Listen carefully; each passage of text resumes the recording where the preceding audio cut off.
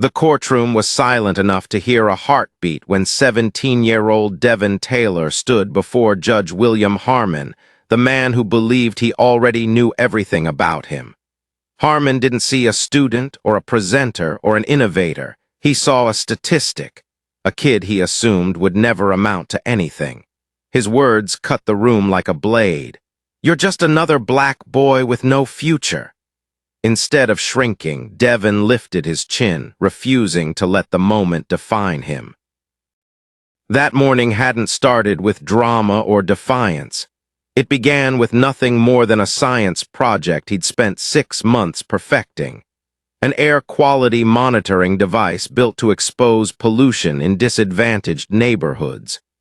But the moment he stepped into the courthouse lobby for his scheduled environmental committee presentation, security treated him like he was smuggling in danger. Officer Briggs seized the device without explanation, calling it suspicious, drawing backup as if Devin were a threat. Meanwhile, adults carrying laptops, machinery, heavy cases, and electronics passed through unquestioned. Judge Harmon observed from across the lobby, arms crossed, gaze cold, already deciding who Devin was before he heard a single word. Instead of being taken to the environmental committee meeting, Devin was escorted directly to Harmon's courtroom. There, the judge dismantled the project piece by piece under the excuse of security risks, scattering months of research across a table. When Devin explained that Dr. Williams had invited him to present, Harmon dismissed it with a sneer, treating the teen's scientific achievement like a lie crafted to cover wrongdoing. But Devin refused to fold. He called his father in front of the whole courtroom, steady and controlled, asking him to come to the courthouse, without revealing who his father really was.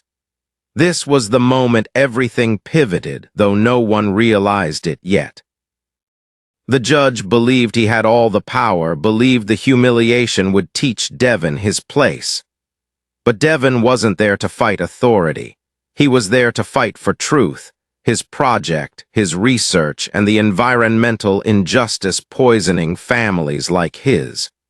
Harmon didn't know it then, but by underestimating Devin, he'd done the one thing corrupt power should never do. He pushed the wrong kid too far. Dragged through hallways instead of escorted to the committee room, Devin watched adults pass with electronics far more complex than his own device. His project, the one built from grant funding, late nights, borrowed tools, and unwavering belief that data could expose injustice, sat in pieces, treated like contraband. In the empty courtroom, Harmon demanded explanations not to understand but to belittle. When Devin described how his monitor collected particulate matter in low-income communities, showing dangerous pollution levels, the judge mocked him. He accused Devin of lying about building it, questioned where he was really from, and acted as if a teenager with scientific talent was somehow suspicious. Harmon's disdain wasn't about safety, it was about control. He wanted Devin intimidated, silent, obedient, but Devin held his ground. When Dr. Williams arrived, furious and confused by the confiscation, Harmon doubled down. He banned Devin from using his own equipment, refused to return his laptop, and allowed him to attend the committee only if he presented from memory. Most students would have crumbled. Devin did the opposite. In front of 12 committee members without visuals, slides, or his machine, he turned a potential disaster into one of the strongest scientific presentations the room had ever seen. He sketched diagrams by hand, explained methods, displayed correlations from memory, and held the entire room's attention. When he finished, the committee applauded. Dr. Lawson called his work remarkable. They invited him to the state conference. But the victory was short-lived. When Devin returned to collect his project, Harmon refused again, claiming ongoing inspection, stretching the lie into the next day, then the next. Then came a chilling text from an unknown number. Your project is marked for disposal tomorrow morning. Panic struck, not because of the physical device, but because the data, 6 months of evidence, would be gone forever. Devon rushed back to the courthouse, but Harmon had banned him from the building. Briggs smirked as he denied access, refusing even to return the data drive. With his father still unreachable, Devon called his uncle, an attorney, who instructed him to document everything. That night, Devon rebuilt his project from memory, hands trembling with frustration and urgency. His mother urged him to let it go, but Devon refused. Because this wasn't about electronics anymore. He realized the data he collected showed something bigger, something dangerous, something the wrong people didn't want exposed. At dawn, Devon returned to the courthouse steps, armed with notarized documents, prov. Ownership of his project and grant funding. He waited for Harmon, determined to stop the destruction. When the judge arrived, Devon respectfully demanded the return of his property. Harmon barely glanced at him, dismissing the teen like an inconvenience.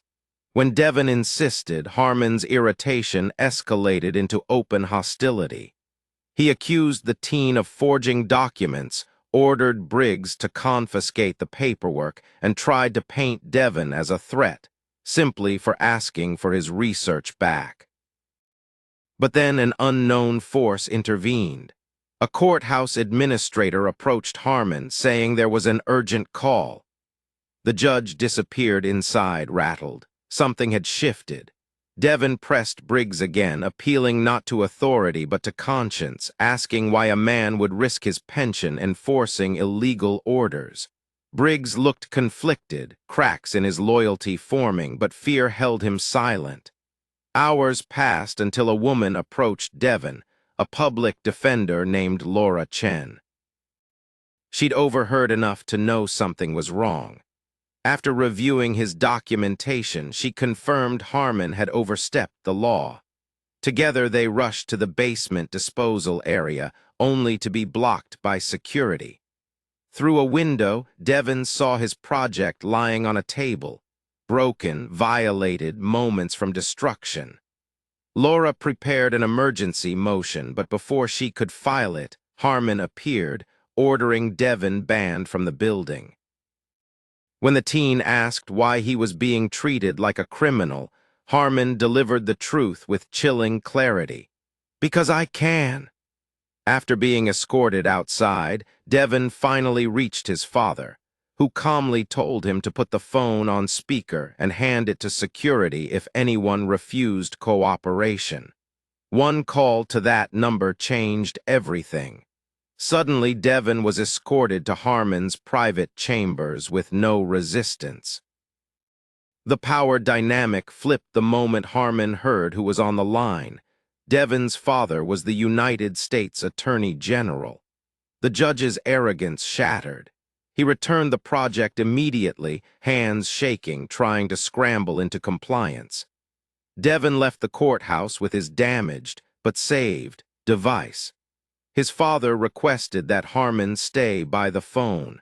When the judge answered, he heard the Attorney General's voice saying he'd arrive tomorrow to discuss misconduct. And suddenly, the man who once towered over a teenager now stood on trembling knees, aware he'd chosen the wrong student to underestimate. News vans crowded the courthouse the next morning. Word leaked that the Attorney General was making an unscheduled and unprecedented visit.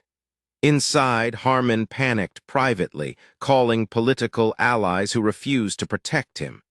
Meanwhile, Devon entered through a private entrance with his father and federal agents. This was no longer about a broken project. It was about the thread Devon unknowingly pulled, one that unraveled a pattern far wider than a single judge's bigotry. Inside a conference room, Devon, his father, and Laura reviewed maps linking air pollution, health issues, and sentencing patterns.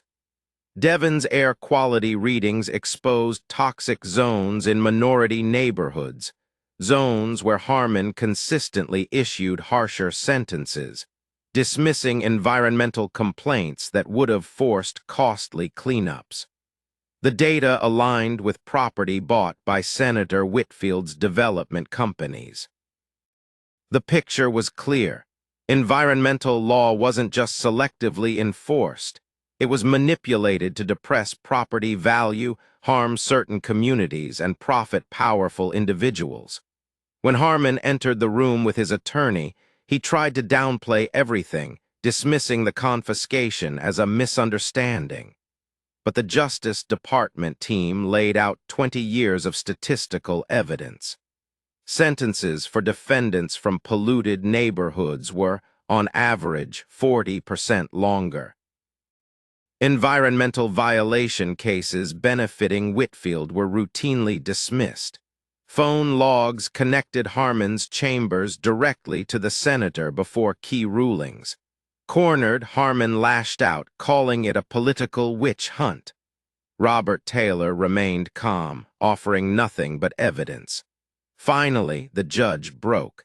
Faced with overwhelming proof, he requested immunity in exchange for exposing Whitfield's involvement. The Justice Department suspended Harmon immediately, launching a full judicial ethics investigation. Devon said little, but inside he felt the weight of what his project uncovered. Not just pollution, but corruption, exploitation, and an entire system tilted against families like his. Reporters swarmed as they left. His father spoke about environmental justice, warning that when systems selectively enforce protection, they decide whose children deserve clean air. That night, national news outlets reported Harmon's suspension, Whitfield's ties, and the investigation sparked by a high school student's project. Devon watched the coverage feeling a mix of disbelief and resolve. He never expected to expose a corrupt judge. He never expected to challenge a senator's empire. He expected even less that data he collected to help his neighbors breathe would become the foundation for a federal case. The next morning, Devon presented his restored project to the Environmental Committee, with federal protection stationed quietly around the room.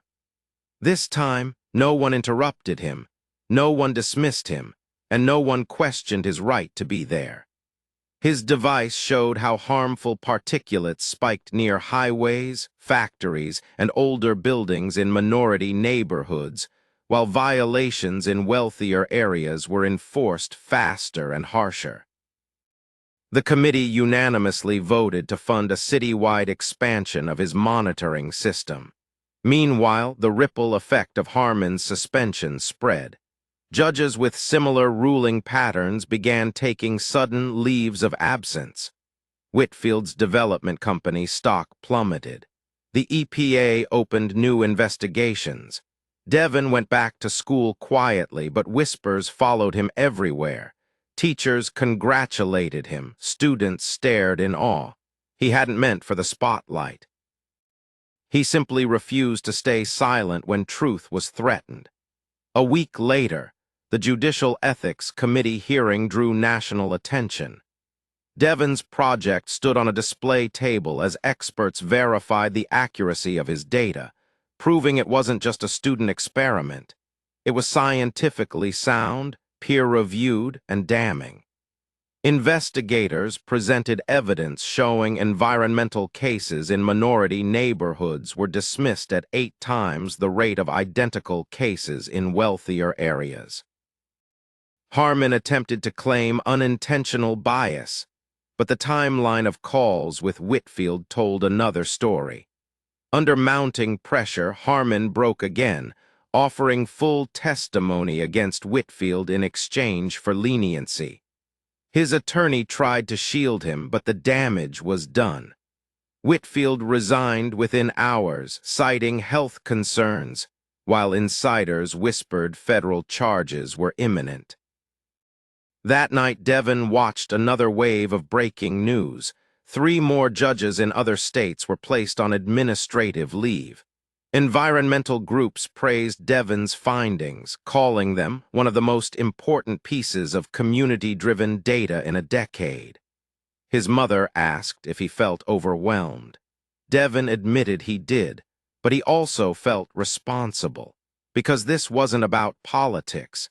It was about families living in toxic air for years without anyone caring. His father told him something that stuck. Justice isn't automatic. It requires evidence and courage, and you had both. Devon realized the investigation wasn't ending. This was only the beginning. 3 months later, Devon stood behind a podium at the National Conference on Environmental Justice in Washington, D.C. His rebuilt, enhanced air quality system stood beside him. Scientists, activists, federal officials, and policymakers filled the room. Devon explained how his project started as a simple effort to measure air quality around his neighborhood, only to reveal citywide disparities. He presented data showing pollution levels had already dropped 70% in previously neglected communities following enforcement reforms. His presentation triggered standing ovations. Agencies adopted his model nationwide. The EPA director publicly credited the Taylor case with reshaping national environmental policies. Devon listened to experts discuss how selective enforcement allowed developers to profit while communities suffered.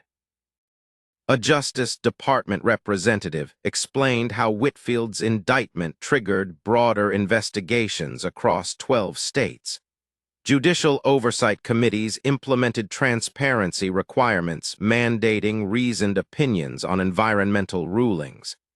As Devon walked through the National Mall with his father afterward, Robert revealed that Whitfield's development company was now legally obligated to fund environmental remediation across all affected neighborhoods. Devon wondered if change would last. His father answered honestly, "Only if people like you keep pushing." Devon received a full scholarship offer from the state university to study environmental science and law.